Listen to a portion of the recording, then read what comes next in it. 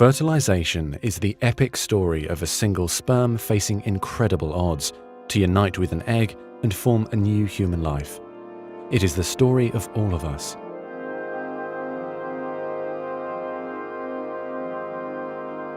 During sexual intercourse, about 300 million sperm enter the vagina. Soon afterward, millions of them will either flow out of the vagina or die in its acidic environment. However, many survive because of the protective elements provided in the fluid surrounding them. Next, the sperm must pass through the cervix, an opening into the uterus. Usually, it remains tightly closed, but here the cervix is open for a few days while the woman ovulates. The sperm swim through the cervical mucus, which is thinned to a more watery consistency for easier passage.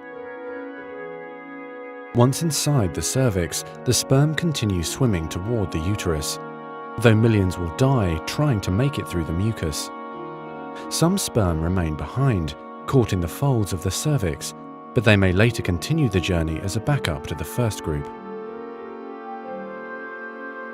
Inside the uterus, muscular uterine contractions assist the sperm on their journey toward the egg.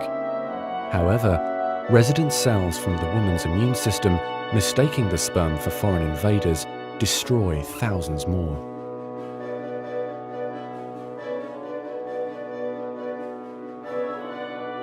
Next, half the sperm head for the empty fallopian tube, while the other half swim toward the tube containing the unfertilized egg. Now, only a few thousand remain. Inside the fallopian tube, tiny cilia push the egg toward the uterus. To continue, the sperm must surge against this motion to reach the egg. Some sperm get trapped in the cilia and die. During this part of the journey, chemicals in the reproductive tract cause the membranes covering the heads of the sperm to change. As a result, the sperm become hyperactive, swimming harder and faster toward their destination. At long last, the sperm reach the egg. Only a few dozen of the original 300 million sperm remain.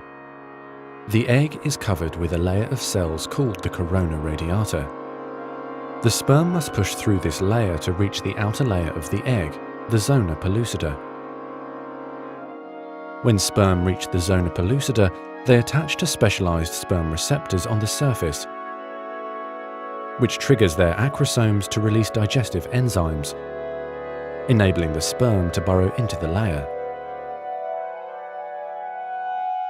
Inside the zona pellucida is a narrow, fluid-filled space just outside the egg cell membrane. The first sperm to make contact will fertilize the egg. After a perilous journey and against incredible odds, a single sperm attaches to the egg cell membrane. Within a few minutes, their outer membranes fuse and the egg pulls the sperm inside. This event causes changes in the egg membrane that prevent other sperm from attaching to it. Next, the egg releases chemicals that push other sperm away from the egg and create an impenetrable fertilization membrane.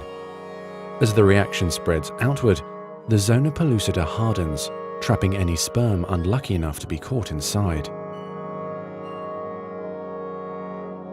Outside the egg, sperm are no longer able to attach to the zona pellucida. Meanwhile, inside the egg, the tightly packed male genetic material spreads out.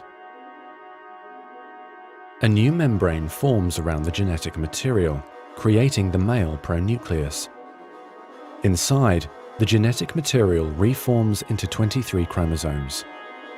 The female genetic material, awakened by the fusion of the sperm with the egg, finishes dividing, resulting in the female pronucleus, which also contains 23 chromosomes. As the male and female pronuclei form, spiderweb-like threads, called microtubules, pull them toward each other.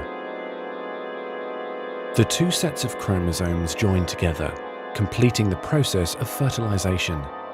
At this moment, a unique genetic code arises, instantly determining gender, hair color, eye color, and hundreds of other characteristics.